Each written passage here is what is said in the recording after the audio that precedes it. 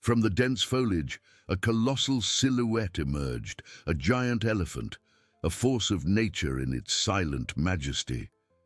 He was not a monster, but an unexpected guardian. With slow, deliberate steps, the pachyderm approached the elderly woman. His trunk, capable of felling trees, moved with surprising delicacy, feeling for the ropes that bound the woman. Knot by knot, with almost human precision, the elephant undid the ties, freeing the elderly mother from the cruel trap set by her own son. The beast, with its warmth and imposing presence, watched over human fragility, a stark contrast to the coldness of the one who had abandoned her. The sensation of freedom, when the last knot came undone, was not one of euphoria, but of a chilling shock. Donna Clara's body, already numb from immobility and terror, swayed forward, her wobbly legs threatening to give way. The elephant, sensing her fragility, used the tip of his trunk for a soft, firm touch, an unexpected support that kept her from falling. Her eyes, previously fixed on the imminent horror of the hyenas, now lifted, disbelieving, to the giant who watched her with ancient wisdom. The warmth of the pachyderm's rough skin radiated a strange security, a brutal contrast to the coldness of the betrayal that had led her to that situation. But the threat had not completely vanished. Though scattered by the elephant's sudden appearance, the hyenas still lurked in the shadows, their eyes gleaming like dying embers in the forest gloom.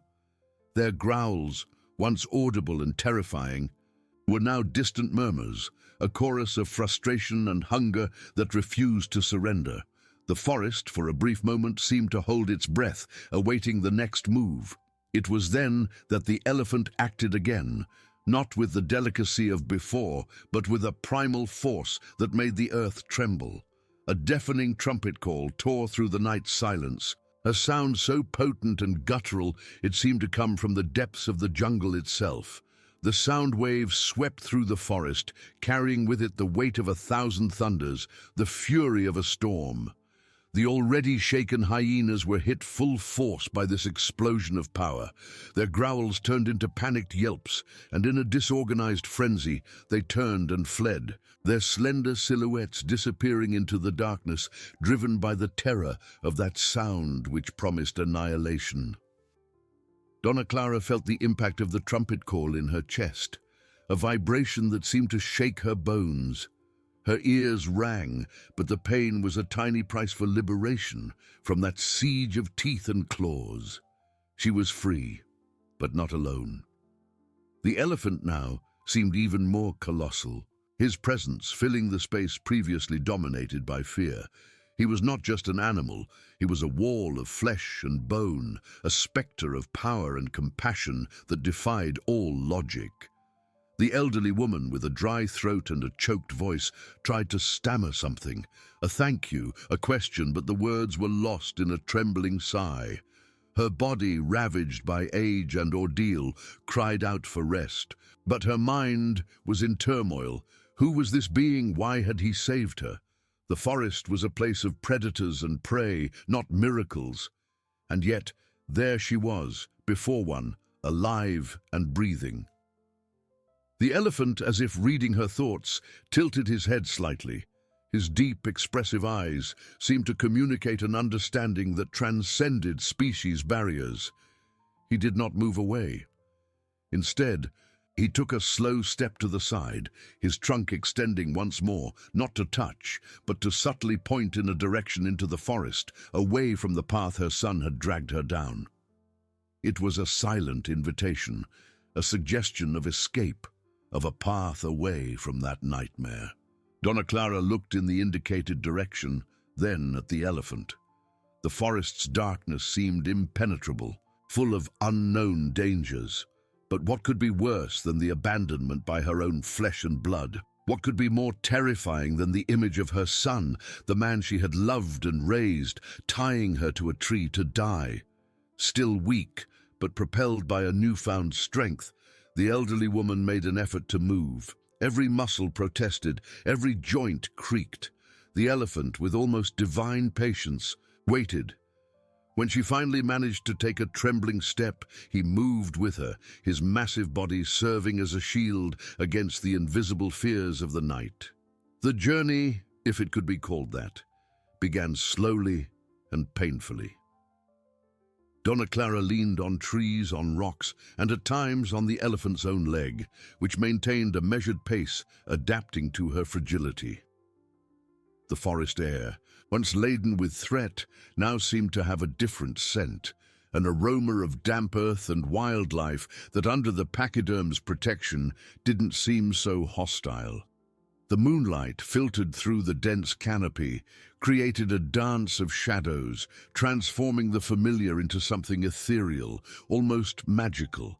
With each step, the image of her cruel son mingled with that of the saving elephant. The coldness of one, the warm compassion of the other.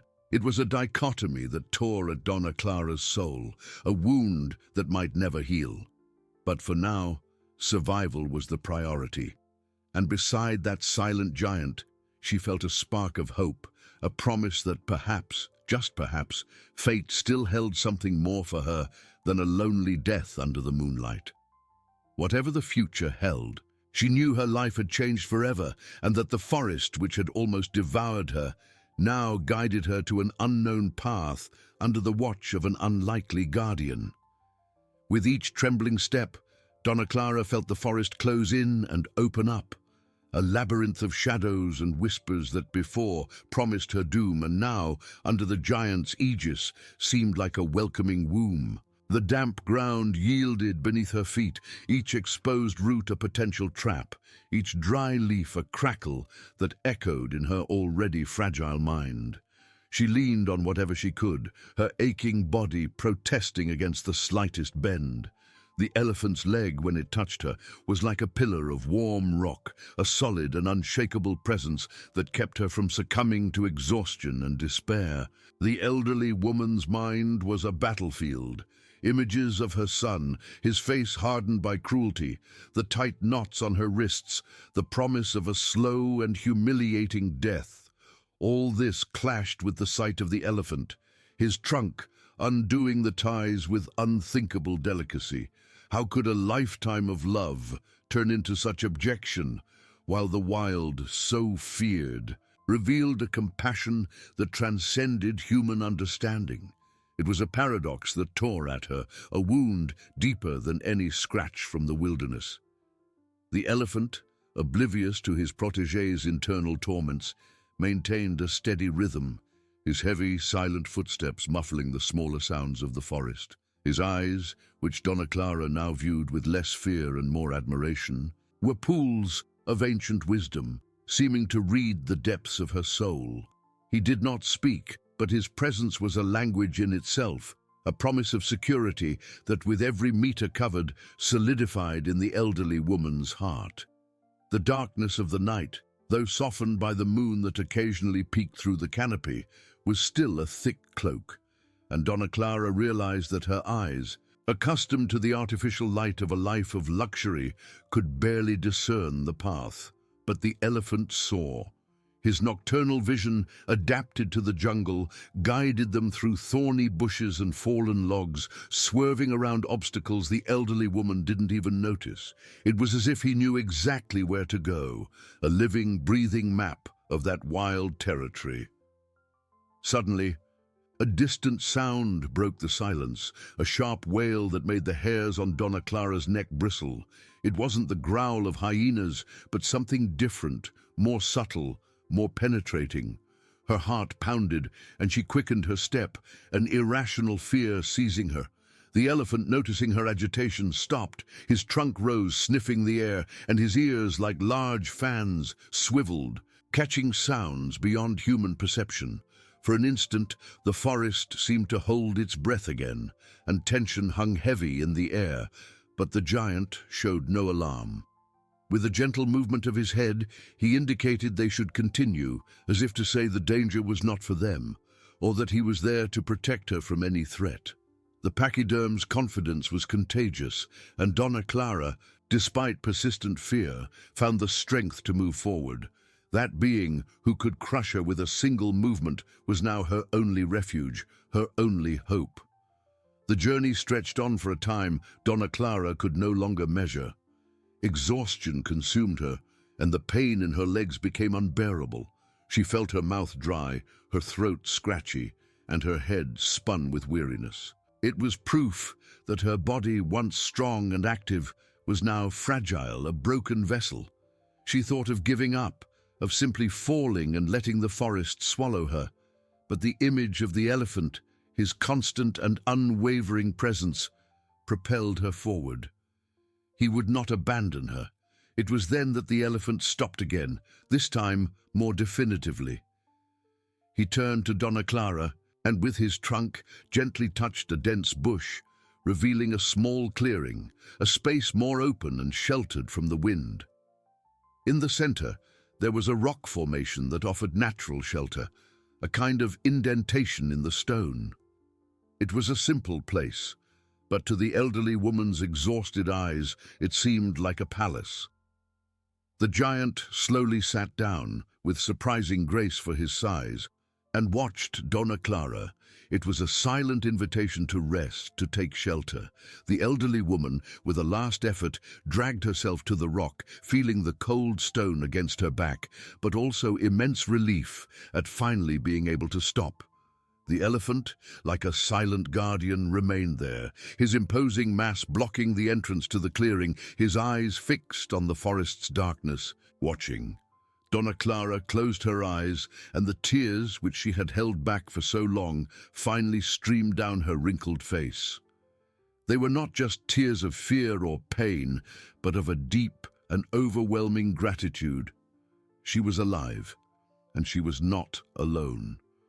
The elephant's warmth, even from a distance, seemed to envelop her, and the scent of earth and wildlife, once threatening, was now comforting. She knew the night was still long, and the path ahead uncertain, but under the protection of that unlikely guardian, she felt a strange peace, a spark of hope that refused to be extinguished. The forest, which had almost been her tomb, was now her sanctuary, and the monster her savior. The cold of the stone, which at first had been a balm for her exhausted muscles, now seeped into her bones. Reminding her of the harshness of that reality, Donna Clara closed her eyes, but the darkness behind her eyelids offered no refuge. There, her son's face materialized, not the boy she cradled, nor the ambitious young man she supported, but the man with cold eyes, the hands that tied her, the voice that uttered the death sentence. It was a betrayal so profound it tore at her soul, a wound that the giant's presence, however protective, could not heal. She huddled even closer against the rock, seeking a warmth that didn't exist, a security that seemed to have been ripped from her world. The silence of the clearing was broken only by the distant sounds of the forest, the hum of nocturnal insects, the rustling of leaves in the wind, the melancholic call of an owl. Each sound, once insignificant, now seemed amplified, laden with a latent threat that the elephant, with its imposing mass, seemed to keep at bay. The giant, a guardian of flesh and bone, remained motionless, a living statue against the darkness. His eyes, which Donna Clara couldn't see in the gloom, she knew were open, vigilant, sweeping the night. With each deep breath of the animal, the surrounding air seemed to vibrate, a constant pulsation that was, at once, strange and comforting. How could such a wild being, so alien to the human world, show such compassion? It was a mystery the elderly woman's exhausted mind couldn't decipher, but one her wounded and disillusioned heart accepted with an almost religious gratitude. Tears had dried on her face, leaving salty trails. She felt her mouth dry, her throat scratchy, and hunger, which had initially been suppressed by terror, now began to manifest in faint pangs in her stomach. But thirst was more urgent, an agony added to her weariness and pain. She thought of the fresh water from her tap, the abundant food on her table, all the comforts her son, in his greed, had taken from her. The irony was cruel. She, who had lived a life of luxury, was now at the mercy of the forest, depending on an animal for her most basic survival. A subtle movement from the elephant brought her back to the present. He slowly raised his trunk, sniffing the air, and then lowered it, touching the ground with its sensitive tip. There was no sign of alarm, just constant attention, a synchronicity with the environment that the elderly woman had long lost. It was as if the giant was the eyes and ears of the forest, a living sensor that filtered danger and kept her safe. Donna Clara tried to adjust herself, seeking a less painful position, but every movement was an ordeal. Her muscles were stiff, her joints screamed. She felt the weight of her years, the wear and tear of a life that just hours ago seemed so different. Luxury and comfort had masked her body's fragility, and now, in the brutality of the jungle, that fragility was exposed in all its rawness. The elderly woman's mind wandered, revisiting memories, the birth of her son, the joy, his first steps, sleepless nights, every sacrifice, every renunciation, all to see him grow, to see him prosper. And now, that prosperity had become her ruin. The love she thought was unconditional had been betrayed in the vilest way. It was a pain that surpassed any physical suffering, a wound in her soul that questioned everything she believed about family, about motherhood, about human nature itself. She opened her eyes, fixing her gaze on the elephant's massive silhouette. In that darkness, he was more than an animal. He was a symbol of nature's indomitable strength, of the compassion that could arise in the most unexpected places, of the hope that refused to die, even in the face of the deepest despair. He asked for nothing in return, only offered his presence, his shield, his guide. Time seemed to stretch and shrink, a formless entity in the darkness. Donna Clara didn't know if minutes or hours had passed. The exhaustion was so profound, it dragged her to the brink of sleep, but fear and pain kept her in a state of disturbed wakefulness. She dozed for brief moments, only to be startled awake, the image of hyenas or her son's face invading her fleeting dreams. In one of those moments of semi-consciousness, she felt a slight tremor in the ground. The elephant moved, not to distance himself, but to recline a little more, his massive body creating an even greater barrier against the night. A soft sound escaped his throat, a deep murmur that resonated in Donna Clara's chest, not as a threat, but as a sound of contentment or perhaps of vigilance. It was a sound that seemed to say, "I am here. You are safe."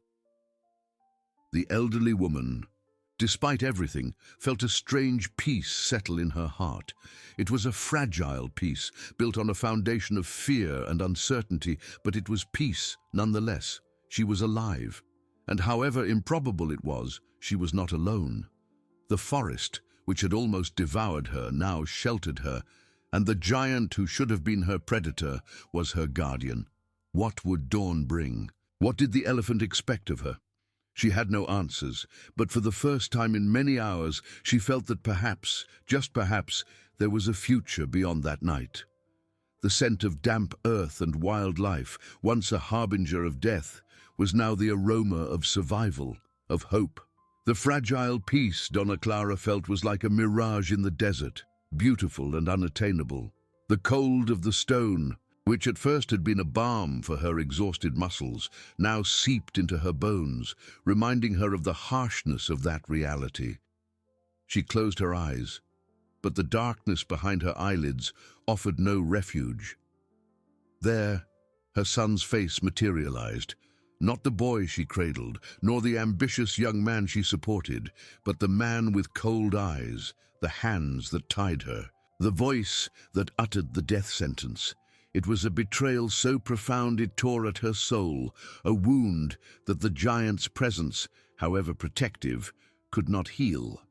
She huddled even closer against the rock, seeking a warmth that didn't exist, a security that seemed to have been ripped from her world. The silence of the clearing was broken only by the distant sounds of the forest. The hum of nocturnal insects, the rustling of leaves in the wind, the melancholic call of an owl. Each sound, once insignificant, now seemed amplified, laden with a latent threat that the elephant with its imposing mass seemed to keep at bay. The giant, a guardian of flesh and bone, remained motionless, a living statue against the darkness.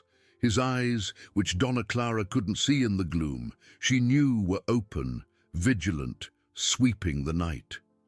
With each deep breath of the animal, the surrounding air seemed to vibrate, a constant pulsation that was, at once, strange and comforting. How could such a wild being, so alien to the human world, show such compassion? It was a mystery the elderly woman's exhausted mind couldn't decipher, but one her wounded and disillusioned heart accepted with an almost religious gratitude. Suddenly, the elephant raised his head, his ears swiveling with surprising agility. The murmur that was once contentment now carried a note of alarm. Donna Clara felt a shiver run down her spine. The forest's silence seemed to deepen, as if nature itself was holding its breath.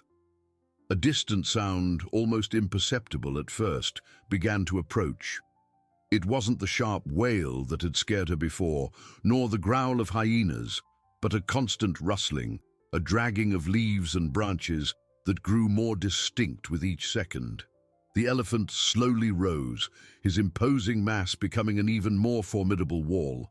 His eyes, now visible in the gloom that was beginning to give way to a pale pre-dawn grey, shone with a protective intensity. He did not move to flee, but to position himself even more firmly between Donna Clara and the direction from which the sound came. The elderly woman felt her heart pound. Whatever it was, the giant knew it was a threat. The fragile peace shattered, replaced by renewed terror. The night had not yet ended, and the danger, she knew, was far from dissipated. The rustling in the undergrowth intensified, transforming into a heavy, dragging sound, a noise that seemed to tear through the stillness of dawn. It wasn't the furtive trot of a solitary animal, but something denser, more determined. Donna Clara felt the air vibrate, not just with the sound, but with a primal energy of approach. The elephant, once a silent guardian, was now a living fortress, his muscles tensed beneath his rough hide. He turned slightly, positioning himself so his massive body formed an impenetrable barrier between the elderly woman and the source of the noise. His large, sensitive ears softly flapped, catching nuances that a human ear would never perceive. In the gloom that was beginning to yield to the pale grey of pre-dawn, the giant's eyes gleamed with an ancestral intelligence, a determination that transcended mere instinctive protection. It was as if he knew exactly what was coming and was ready to face anything. Donna Clara, paralyzed by fear, watched the imposing silhouette, her only beacon of hope in that darkness that still refused to leave. Her heart pounded erratically in her chest, a frantic drum echoing the rhythm of imminent danger. She tried to swallow, but her throat was dry, scratchy, and the metallic taste of panic filled her mouth. The sound grew sharper, and then a shadow detached itself from among the trees. Not one, but several. Slender, hunched silhouettes moving with sinister agility. The hyenas. They had returned, more numerous, more audacious, perhaps driven by persistent hunger or the perception that their prey was still there, vulnerable. Their eyes, small bright points in the gloom, fixed on Donna Clara, and a low guttural growl began to spread through the air, a chilling chorus that promised violence. The elephant let out a deep snort, a warning that made the earth tremble beneath Donna Clara's feet. He took a step forward, his imposing tusks appearing even larger in the dim light. There was no hesitation in his movements, only an unshakable force. The hyenas, for an instant, paused, assessing the giant. They were opportunistic predators, accustomed to attacking the weak and injured, But the elephant was a force of nature, an adversary they rarely dared to challenge directly. However, the bait was too tempting, and the scent of flesh, even if protected, compelled them. One of the animals, the largest and seemingly the leader of the pack, stepped forward, growling louder, as if challenging the elephant. Its eyes gleamed with cruel cunning. The giant responded with a swift head movement, a gesture that seemed to say, "Don't you dare." The tension in the clearing was palpable, a taut rope about to snap. Donna Clara closed her eyes for a second, wishing it was all a nightmare, that she could wake up in her soft bed far from that hell. But reality was relentless, and the acrid smell of wild animals was a constant reminder. The elephant, with surprising intelligence, did not merely stand still. He began to move in a slow, deliberate circle, always keeping himself between Donna Clara and the hyenas. Each step was heavy, calculated, a demonstration of power that sought to intimidate without the need for a direct attack. The hyenas retreated and advanced, testing the limits, looking for a gap, a moment of distraction. Their growls became more frequent, and their bodies writhed in anticipation, a macabre ballet of hunger and aggression. Amidst this deadly dance, Donna Clara felt something, a soft, almost imperceptible touch on her wrist. She opened her eyes and saw the elephant's trunk, previously raised in alert, now extended towards her. The sensitive, strong tip of the trunk was manipulating one of the knots that bound her wrist to the tree. It wasn't a sudden movement, but a delicate and precise action, as if the giant knew exactly what he was doing. He wasn't trying to tear the rope, but to undo it, strand by strand, with a patience that defied the urgency of the situation. The terror of being devoured by hyenas mingled with a wave of admiration and disbelief.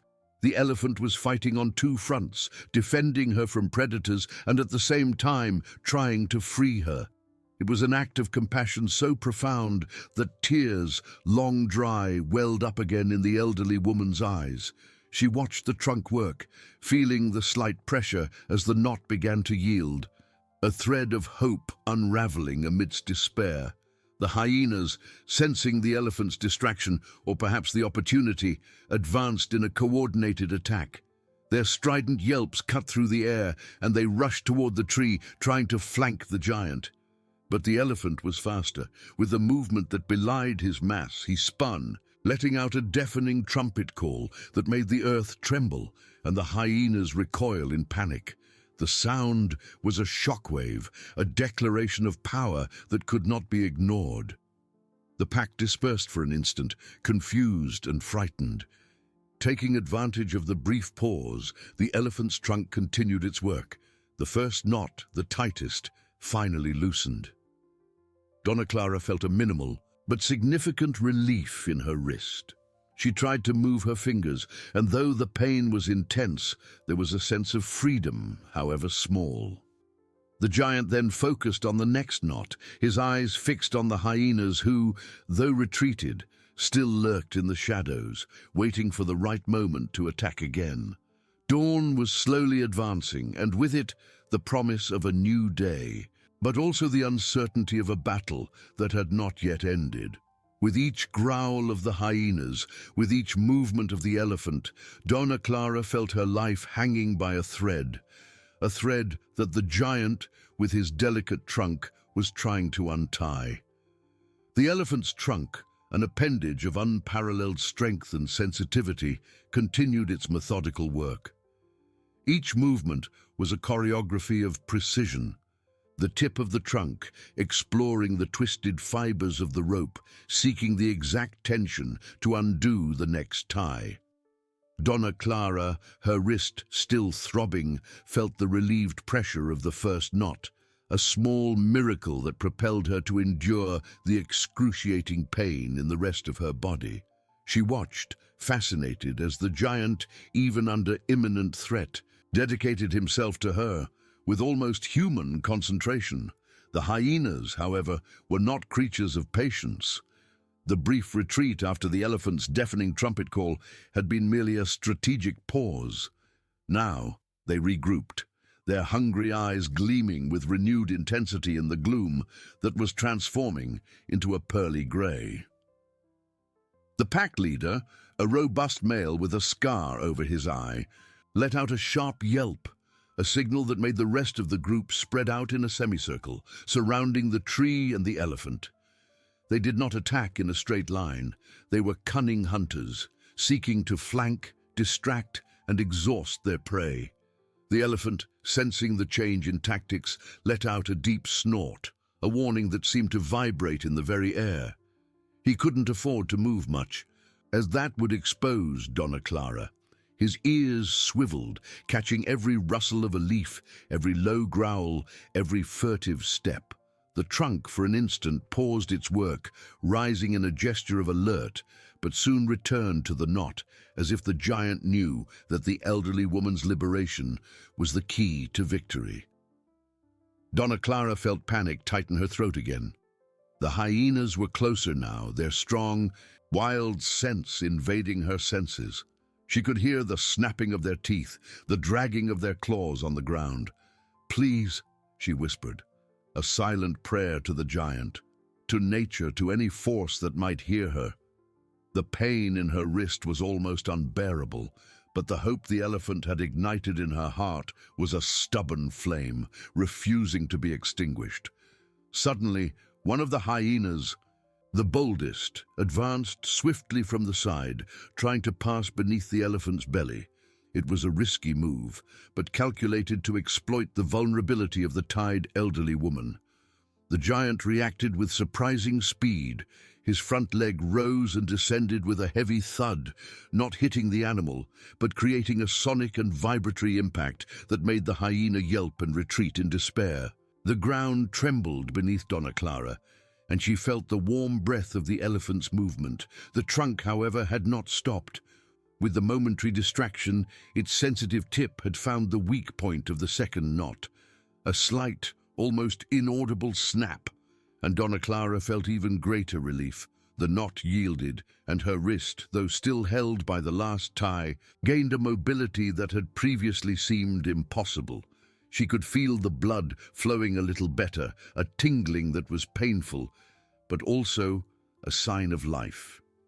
The elephant let out a deep murmur, almost a sound of encouragement, as his trunk moved to the third and final knot. It was the most difficult, tightened by the tension of the other two, and now hardened by time and humidity. The giant seemed to understand the complexity, and his patience was infinite. He did not try to force it. Instead, he manipulated, twisted, and pulled with a delicacy that belied his colossal strength. As the trunk worked, the frustrated hyenas began to circle faster, their growls becoming a chorus of impatience. The dawn light began to filter more intensely through the leaves, revealing their hunched silhouettes with greater clarity. Their eyes, once mere bright points, now displayed a yellowish, cruel gleam. They knew time was running out for them. Daylight was not their ally. The elephant, sensing the urgency, slightly accelerated his movements, but without losing precision. He kept his eyes fixed on the hyenas, his head subtly turning to follow their movements. It was a deadly dance, a ballet of life and death, where every step, every breath, every touch of the trunk was crucial.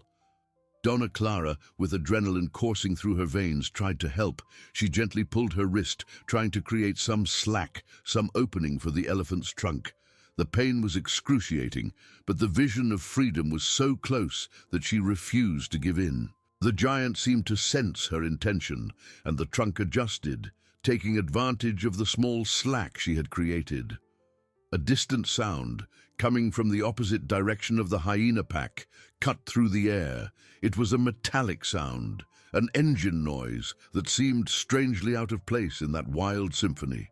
The hyenas for an instant hesitated, their ears turning toward the new threat. The elephant also noticed, his ears flapping with greater intensity. The murmur of contentment he had emitted before now transformed into an even deeper sound of alert. The engine approached, and with it the shadow of a new threat, or perhaps an unexpected salvation. Donna Clara felt a chill, Was it her son returning to check on the success of his plan? Or were they others? The uncertainty was a new torment. The elephant with a last effort pulled the rope. The third knot finally yielded. Donna Clara felt her wrist completely free from the tree. The rope fell to the ground, a symbol of her broken prison. Freedom was dizzying, but she was still weak and bound at the ankles. The elephant, without losing a second, turned completely to the hyenas, letting out a final trumpet call, a primal cry of triumph and warning that echoed through the forest, making the predators retreat in disarray, their yelps of fear mingling with the sound of the approaching engine. The giant had fulfilled his promise, but the battle was far from over. Donna Clara's freedom was only the first step. Donna Clara's freedom was only the first step. Her wrist, now loose, throbbed with a searing pain, but it was a pain that carried a breath of hope. Blood flowed again, a tingling that was both agony and relief, a vivid reminder that she was still alive. The rope, once a shackle, lay inert on the ground, a silent testament to the miracle that had just occurred, but her ankles were still bound, and the weakness in her body was overwhelming. She tried to move, a futile effort that only made her feel the stiffness of her muscles and the profound exhaustion that consumed her. The elephant, her unlikely protector, had turned completely to the hyenas, letting out a final trumpet call that echoed through the forest, a primal cry of triumph and warning. The predators, once so audacious, retreated in disarray, their yelps of fear mingling with the sound of the approaching engine. The dawn light was beginning to tint the sky with rosy and golden hues, but the clearing was still plunged in a treacherous gloom where shadows danced and fears lurked. The engine sound grew, transforming from a distant murmur into a more defined roar. It was a sound of metal and combustion, strangely dissonant with the wild symphony of the savannah. Donna Clara felt a chill run down her spine. Was it her son, returning to check on the success of his macabre plan? The idea was an even greater torment than the threat of the hyenas. Or would it be someone else? A rescue? The uncertainty was a new kind of prison, as suffocating as the ropes that still bound her ankles. The elephant, with an intelligence that transcended animal instinct, also perceived the change in dynamics. His giant ears flapped, catching the vibrations of the approaching engine.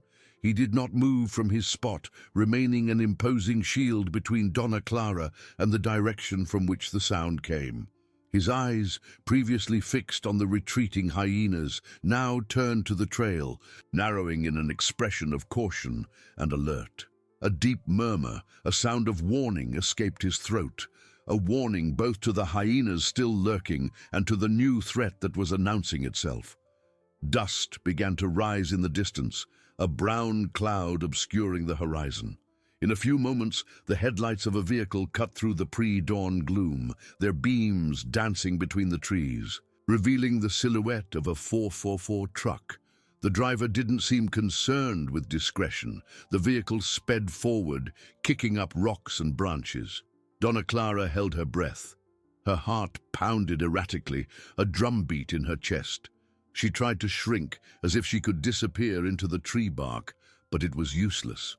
The truck stopped abruptly a few meters from the clearing, its engine silencing with a final sigh. The silence that followed was almost more deafening than the engine's roar.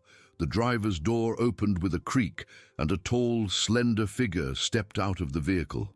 The dawn light, now stronger, revealed the contours of a man. His broad shoulders, his arrogant gait, the way he held a hunting rifle with casual familiarity. There was no doubt. It was her son, Ricardo.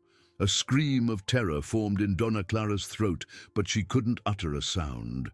Her eyes widened in terror at the sight of Ricardo's face, a mixture of rage and disbelief. He expected to find a scene of horror, but what he saw was a scene of defiance. His mother, though weak, visibly free from one wrist, and a gigantic elephant, imposing and protective. Between her and the hyenas who now hid in the shadows, Ricardo stopped, his rifle raised, his eyes fixed on the elephant. His plan had been thwarted, not by a human rescue, but by a force of nature.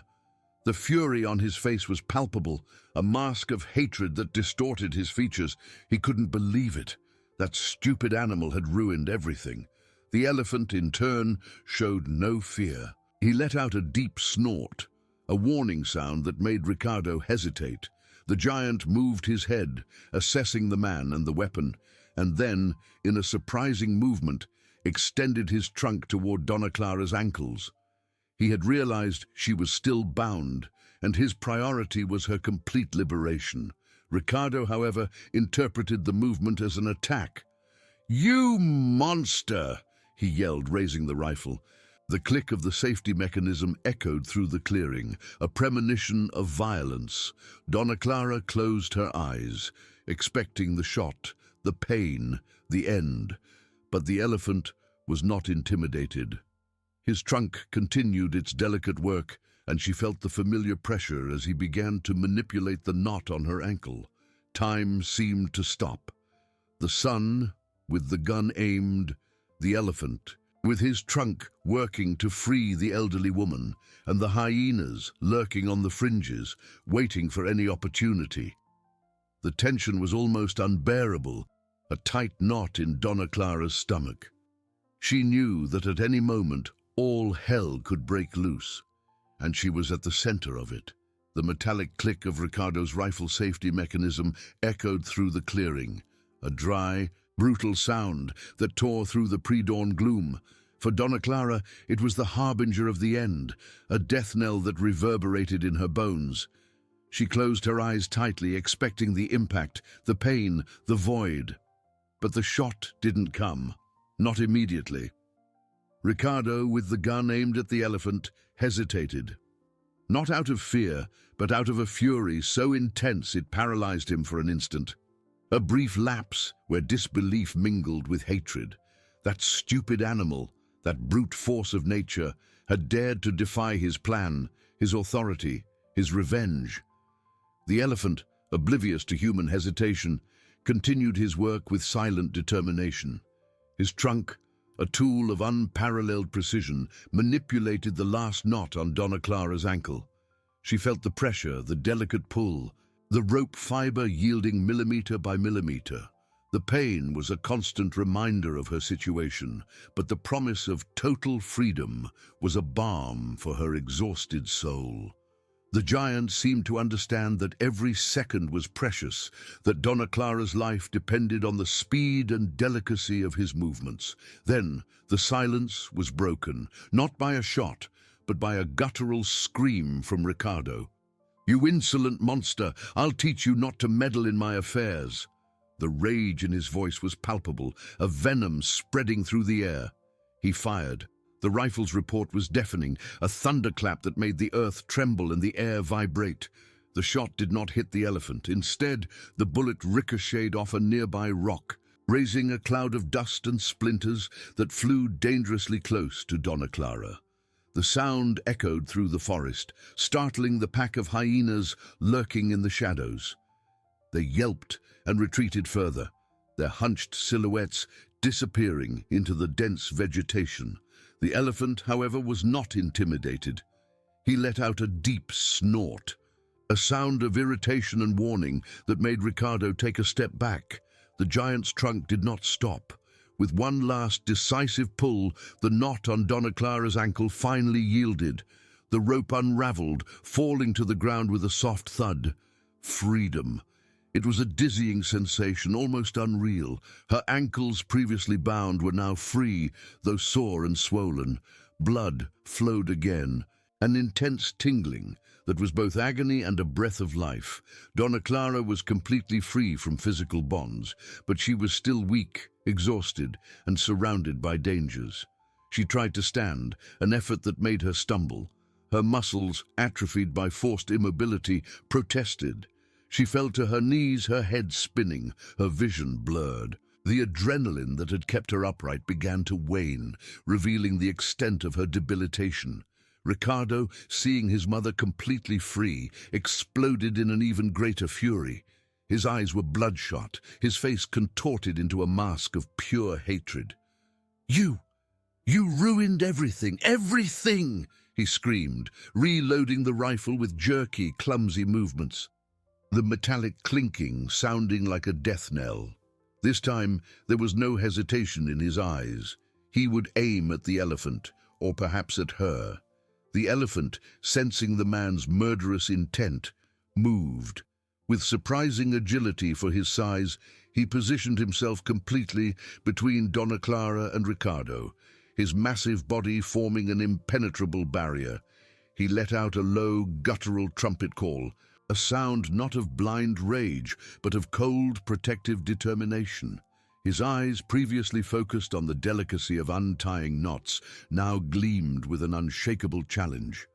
Donna Clara, even in her weakness, felt a wave of gratitude and a new strength. The elephant was not just her savior, he was her shield, but Ricardo's threat was real, palpable. She looked at her son, at the man she had raised, and saw only a stranger, a monster consumed by greed and hatred. The pain in her heart was deeper than any physical pain. Ricardo, with the rifle once again aimed, didn't seem to care about the elephant's imposing presence. His mind was clouded by rage, by the frustration of his thwarted plan. "Get out of the way, animal, or you'll be next!" he snarled, taking a step forward, his finger on the trigger. The elephant, in response, also took a step forward, not an attacking step, but a step of warning, of challenge. His giant ears flapped, and his trunk rose slightly, like a snake ready to strike. The tension in the clearing was almost unbearable, a taut thread about to snap. Donna Clara, on the ground, watched the scene unfold, her heart pounding erratically. She was free, yes, but the battle for her life was far from over. And now she was not the only one in danger. The giant who saved her was also in her son's sights. Dawn, once a symbol of hope, now seemed only to illuminate a stage for an inevitable and bloody confrontation. Ricardo, with bloodshot eyes, ignored the warning. To him, the elephant was just another obstacle to be removed. A stupid animal that dared to defy his will. "You don't understand, do you? I am Ricardo. No one defies me." His voice was a mixture of hysteria and fury, echoing through the clearing and making the hyenas in the shadows retreat even further, their yelps muffled by fear. He pulled the trigger again. The rifle's report tore through the air, a dry, brutal sound that made Donna Clara flinch. The bullet this time did not ricochet. It whizzed dangerously close to the elephant's head, grazing the skin of his ear, which twitched violently. It wasn't a direct hit, but it was enough to provoke a reaction. The elephant let out a deafening trumpet call, a primal sound of rage and pain that made the ground vibrate beneath Donna Clara's feet. It was a warning, a declaration of war. Ricardo, for an instant, seemed to waver. The power of that sound, the fury in the giant's eyes, was something he hadn't expected. But his madness was greater than his fear. He reloaded the weapon with feverish speed, the metallic clinking of the rifle sounding like a death knell. "You'll regret this, you monster!" he yelled, aiming again, this time with murderous precision. Donna Clara, despite her weakness, felt a wave of despair. She couldn't allow the elephant, her savior, to be harmed by her own son. With a superhuman effort, she tried to stand, her muscles protesting in agony. "Ricardo, no, please stop!" Her voice was a hoarse whisper, almost inaudible amidst the chaos, but she had to try. She had to do something. The elephant, however, did not wait for human intervention. With surprising speed for his size, he charged. It wasn't a wild rush, but a calculated movement, a warning charge. His head lowered, tusks pointed at Ricardo, but without the intention of lethal harm, only to intimidate and drive him away. The ground trembled with each step, and the air filled with the scent of wet earth and animal fury. Ricardo, caught off guard by the charge, stumbled backward. Fear finally began to pierce his armor of rage. He fired once more, almost by reflex, the bullet getting lost in the dense undergrowth behind the elephant. The giant did not stop. He continued his advance, not aiming at Ricardo, but at something near him. With a swift and powerful movement of his trunk, he snatched the rifle from Ricardo's hands. The sound of metal twisting was almost as loud as the gunshot, and the weapon was flung far away, disappearing into the vegetation. Ricardo stood paralyzed, his eyes wide, his face pale. Without his weapon, he was just a small, insignificant man before the fury of nature. The elephant stopped mere inches from him, his trunk raised, his eyes fixed on Ricardo's. There was no hatred, only a cold determination and a silent warning.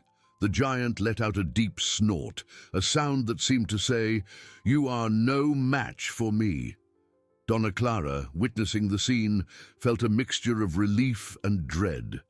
Her son was disarmed, but the fury in his eyes had not diminished. He was humiliated, and that made him even more dangerous. She managed to drag herself a little, leaning against the tree, her eyes fixed on Ricardo. "Ricardo, please, stop this. It's not worth it." But Ricardo didn't hear her. His mind was a whirlwind of humiliation and hatred. He looked at the elephant, then at his mother, and a new kind of fury, colder and more calculating, took hold of him. He no longer had the rifle, but he had his hands, and desperation propelled him. He took a step back, not in flight, but in search of something, anything he could use.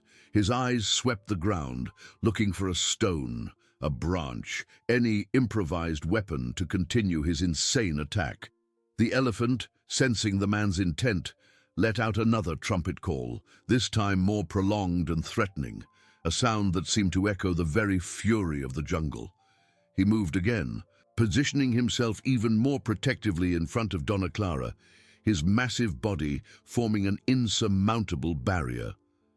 The hyenas, who had approached again, yelped and retreated for good, disappearing completely into the dense foliage, unable to withstand the intensity of that confrontation. The clearing was silent, except for the labored breathing of Donna Clara and Ricardo. The sun was now higher, casting golden rays of light that danced between the leaves, illuminating the surreal scene. Ricardo, disarmed and cornered by the elephant's fury, seemed like a wounded animal, yet still dangerous. His eyes, once full of greed, now gleamed with desperate madness. The battle for Donna Clara's life was no longer just against ropes or hyenas, but against the twisted mind of her own son, and the elephant, her unlikely guardian, was ready for whatever came next. The air in the clearing was dense, laden with the promise of violence. Ricardo, disarmed, seemed like a cornered animal, his eyes sweeping the ground with savage fury, searching for anything he could turn into a weapon. His mind, a whirlwind of humiliation and hatred, couldn't process defeat. The rifle, his extension of power, lay twisted somewhere in the undergrowth, a cruel reminder of his impotence. But Ricardo would not surrender. Not now, not to an animal, not to his mother. His hungry gaze landed on a large, irregular stone, half buried in the damp earth. It was heavy, with sharp edges, perfect for what he had in mind. With a grunt of effort, he tore it from the soil, earth clinging to his hands. The stone, though rudimentary, seemed to return a fragment of his lost power. He held it with both hands, his knuckles white, the weight of the rock a macabre comfort. Donna Clara, still leaning against the tree, watched the scene with paralyzing terror. Her son, the man she had nursed and raised, stood there, transformed into a creature of pure malevolence. The stone in his hands was a brutal symbol of his murderous intent. She felt a chill run down her spine, colder than the morning dew.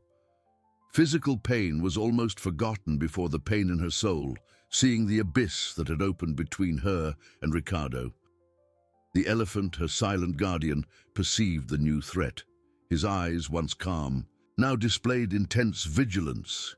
He did not move, did not make a sound, but his posture became even more imposing, a wall of flesh and bone between Donna Clara's fragility and Ricardo's fury.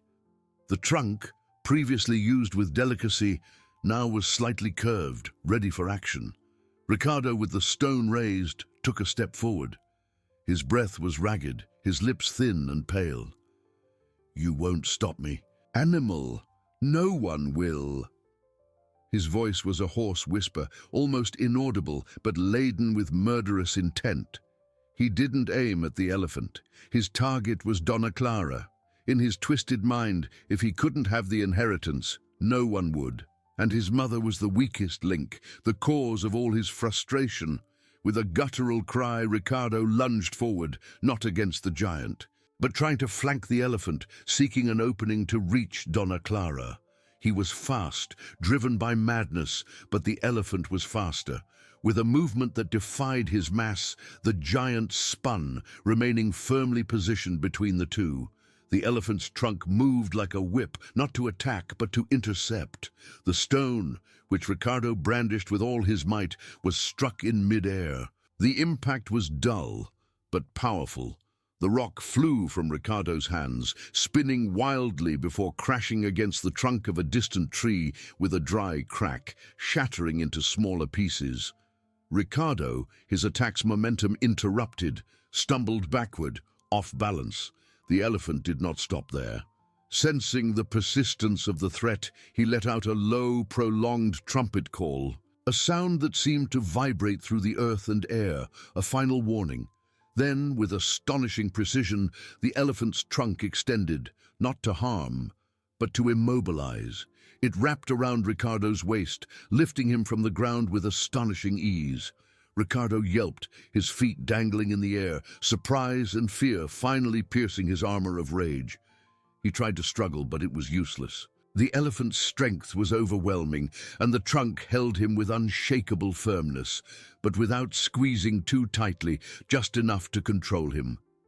The giant carried him for a few meters, moving him away from Donna Clara, and then, with a gentle but decisive movement, set him down on the ground.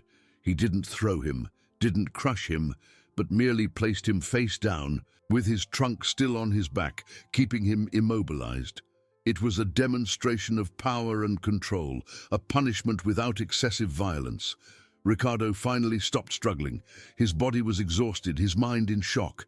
He was panting, his face buried in the dirt, his fury drained, replaced by paralyzing fear.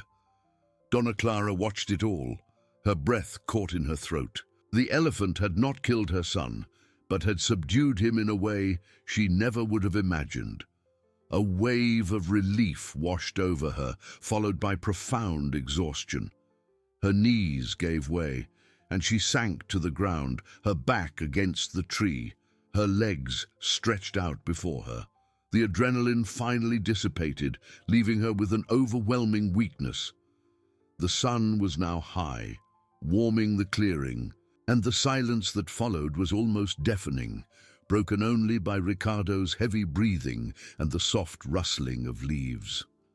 The elephant, her guardian, still kept his trunk on Ricardo, his eyes fixed on the man, a vigilance that did not waver. Donna Clara looked at her son, his figure prostrate on the ground, and felt a searing pain in her chest. It was not just the physical pain of torture, but the pain of a mother seeing her son fall so low. What would become of him now, and of her? Physical freedom was a reality, but the journey to true safety still seemed long and uncertain. She was free from the ropes, but not from the consequences. The elephant, her miraculous savior, had done his part. But what would come next? What to do with Ricardo? And how would she, in her debilitated state, manage to get out of that jungle? The clearing, once the scene of a brutal confrontation, was now a place of uncertainty, where silence weighed heavier than any scream. The silence that followed Ricardo's subjugation was not one of peace, but of heavy suspense, laden with unasked questions and an exhaustion that weighed on Donna Clara like a damp shroud. She was free from the ropes, yes, but physical freedom was only the first step. Her muscles screamed in protest, every fiber of her body aching and stiff. The adrenaline that had kept her upright now drained away, leaving her at the mercy of an overwhelming weakness. Her eyes, clouded with unshed tears and a profound pain, fixed on Ricardo, still prostrate on the ground, the elephant's trunk an implacable guardian on his back. There was no triumph in her gaze, only a searing sadness. That was her son, the fruit of her womb, reduced to a pathetic figure, humiliated by an animal. The image was a mirror of her soul, shattered by betrayal and cruelty. What would become of him now, and of her? The clearing, once a stage of terror, now seemed like a limbo, a space between life and death, between the past and an uncertain future. The elephant, as if sensing Donna Clara's silent anguish, moved. His trunk, which had previously acted with strength and precision, now lifted from Ricardo with surprising delicacy. The man, free from the pressure, remained motionless for an instant, as if fearing that any movement would bring him back to the giant's wrath. But the elephant did not attack him again. Instead, he let out a soft snort, a sound that seemed more like a sigh than a threat. With a slow and majestic movement, the giant turned to Donna Clara. His deep, wise eyes met hers. There was no judgment, only a silent understanding, a promise of protection. The trunk, once an instrument of force, extended again, but this time with an almost tender softness. It brushed Donna Clara's forehead, a light touch like a breeze, a gesture of solace that seemed to transcend the barrier of species. It was as if the animal was asking if she was well, offering a comfort no human had been able to give that day. Donna Clara, surprised by the unexpected tenderness, felt a solitary tear roll down her face. She extended a trembling hand and touched the rough skin of the trunk, feeling the animal's pulsating life. A deep and inexplicable connection formed in that moment, a bond of gratitude and trust. "Thank you," she whispered, her voice hoarse and weak, but laden with a sincerity that came from the depths of her soul. The elephant, as if he had understood, let out a low, melodious trumpet call, a sound that seemed to embrace the clearing, dissipating the last remnant of fear. Then, with a careful movement, he lowered himself slightly, offering his massive flank. It was a silent invitation, an offer of support, of transport. He couldn't speak, but his body language was clear. He would carry her out of there. Donna Clara hesitated for a moment. The idea of leaning on a wild animal, however gentle he had shown himself to be, was frightening, but the alternative, to remain there, weak and vulnerable, or to try to walk alone, was even more terrifying. With a monumental effort, she dragged herself to the elephant's side. His skin was warm and rough, an unexpected safe harbor. With the help of his trunk, which curved to offer firm support, she managed to stand, leaning against the giant's body. Every movement was agony, but the determination in her eyes was unshakable. Ricardo, who had been observing everything from his prostrate position, finally stirred. He raised his head, his eyes filled with a mixture of terror and perplexity. His mother, whom he had tied up and left to die, was now being helped by an elephant, his tormentor. The scene was surreal, a final humiliation that pierced the core of his arrogance. He tried to speak, but the words were lost in a choke. The elephant, without taking his eyes off Donna Clara, let out another trumpet call, this time firmer, a warning to Ricardo. The giant would not harm him further, but also would not allow him to cause more damage. With Donna Clara firmly supported on his flank, the elephant began to move, not towards the dense forest from which he had come, but in a different direction, perhaps towards a safer path, towards civilization. The journey began. Each step of the elephant was slow and measured, as if he was aware of the fragility of his burden. Donna Clara, her head resting against the animal's warm body, felt the constant rhythm of his breathing, the gentle sway of his walk. The pain was still there, but the elephant's presence was a balm for her wounded soul. She looked back at Ricardo, who was still on the ground, a solitary and desolate figure in the clearing. There was no more anger in her heart, only a deep sadness and a question that would haunt her. What would become of him?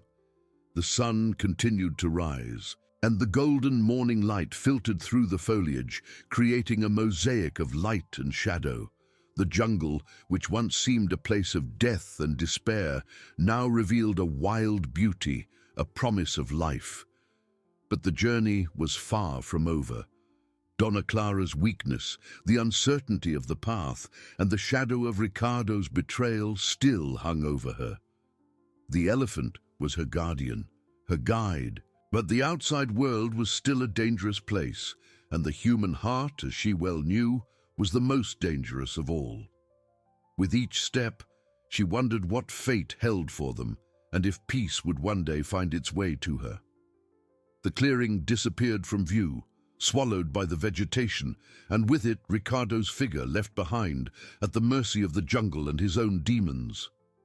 True escape, she realized, was not just from the place, but from the pain that had led her there. With each slow, deliberate step of the elephant, Donna Clara felt the clearing of horror recede, not just physically, but as a dark stain on her memory. The giant's gentle sway was an unexpected cradle, a constant rhythm that tried to calm the storm in her soul.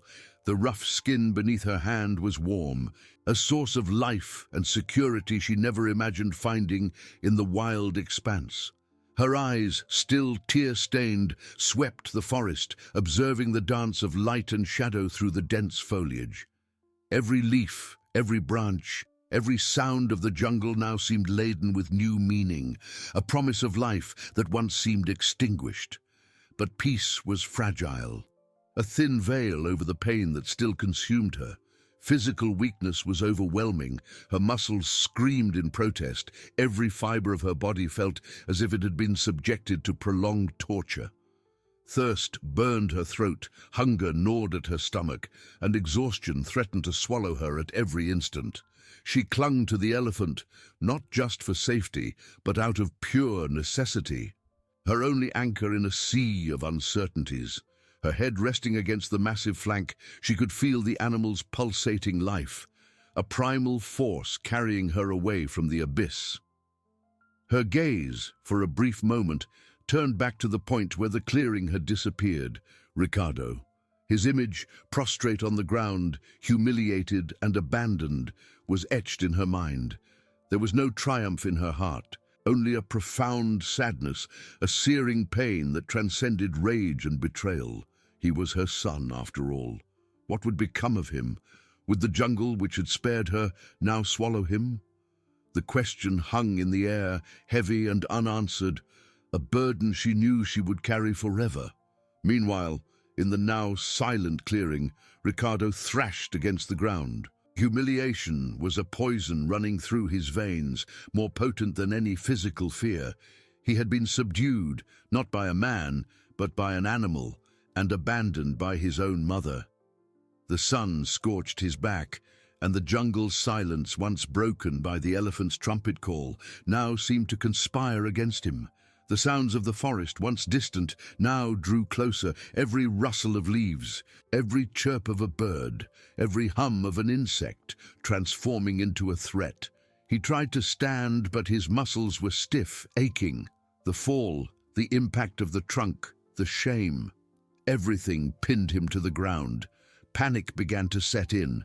The hyenas, they would return.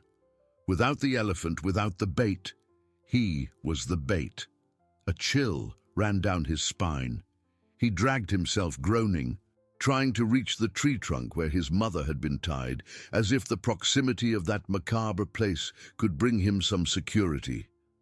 But there was no security, only loneliness and the echo of his own actions. For Donna Clara, the journey continued. The elephant seemed to know the way, swerving around obstacles, choosing the firmer ground. With each turn, each passage through the dense vegetation, she felt the hope, tenuous but real, that perhaps there was a future for her. The sun, which once seemed an enemy, was now a guide, filtering through the trees, painting the path with golden hues. She closed her eyes for an instant, feeling the warmth on her face, a sensation of life she hadn't experienced in a long time. The elephant stopped. Donna Clara opened her eyes, alarmed. The giant let out a soft snort, and his trunk extended, not to her, but to a small stream that snaked among the roots of a centuries-old fig tree. With surprising dexterity, he sucked water with his trunk, and then directed it to Donna Clara's mouth. The fresh, pure water was a balm for her parched throat, a divine gift that revitalized her. She drank eagerly, feeling life return with every sip. The elephant, her silent guardian, seemed to anticipate her needs, a miracle in animal form. "Thank you," she whispered again, her voice a little stronger now. She touched the elephant's trunk, a gesture of gratitude that seemed to be understood. The animal let out a low, melodious trumpet call, a sound that seemed to say, "You're welcome," and continued on his way. The connection between them deepened with each moment, an unlikely alliance forged in adversity. The jungle, which was once a labyrinth of fear, now opened up, revealing less dense trails, clearings dotted with vibrant flowers. The elephant didn't seem to be following a pre-existing path, but creating one, with an intelligence and purpose that transcended mere survival. Donna Clara, despite the pain and exhaustion, felt a new strength, a resilience she didn't know she possessed. Life, she realized, was a precious gift, and she had been given a second chance. But the journey was far from over. Civilization was still a distant mirage, and the shadow of Ricardo, of his betrayal, of his uncertain fate, hung like a dark cloud on the horizon of her newfound freedom. The elephant was her guide, but the outside world, the world of men, was still a dangerous place, and the human heart, she knew, was the most treacherous of all.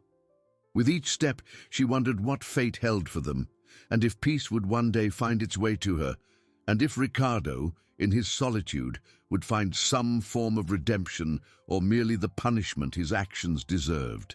The jungle continued to stretch, vast and mysterious, and they, the elephant and the woman, were just two tiny dots in its immensity, searching for a new beginning. The air in the cursed clearing grew dense, laden with the acrid smell of fear and the hyena's pestilent breath.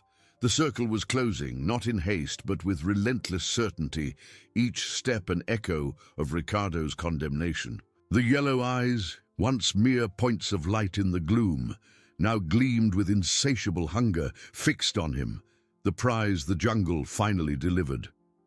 The guttural growls, which once seemed like distant laughter, were now a macabre chorus, a death song that resonated in his ears, piercing his already fractured mind.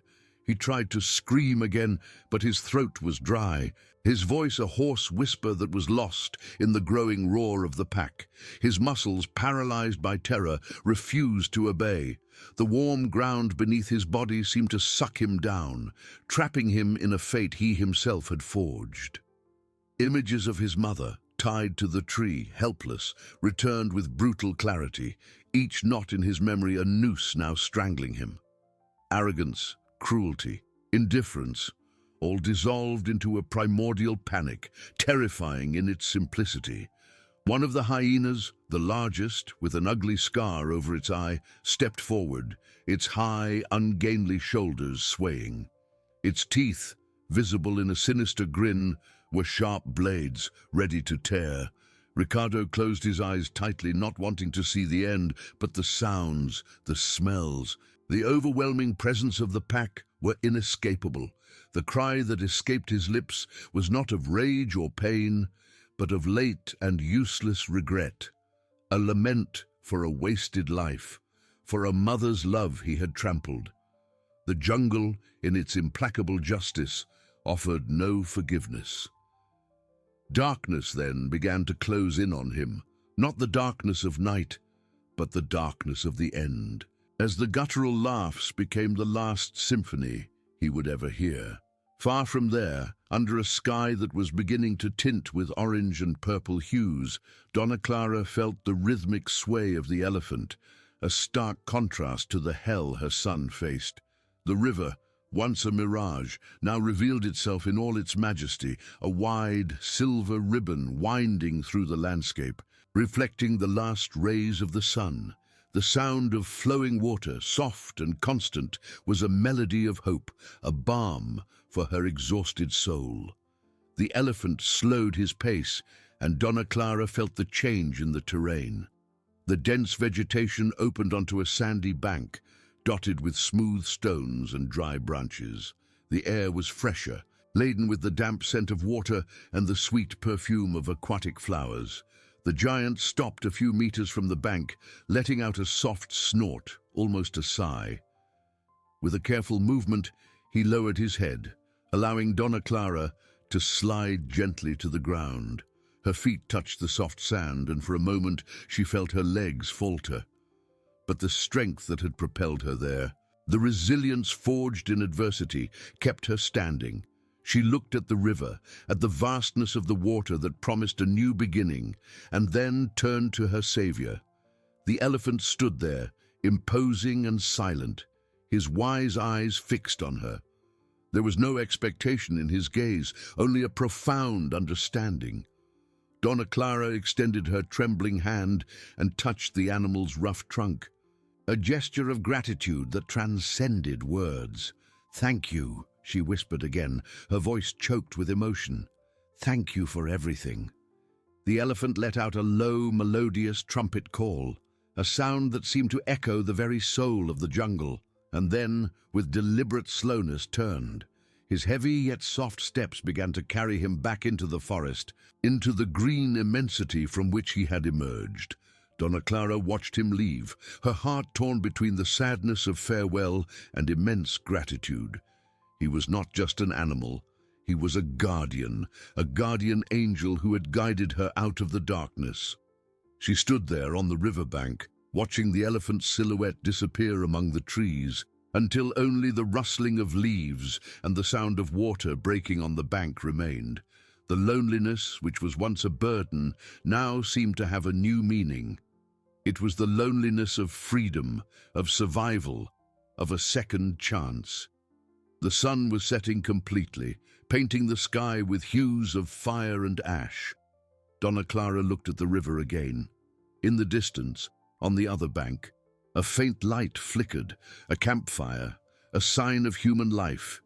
Hope, fragile but real, ignited in her chest.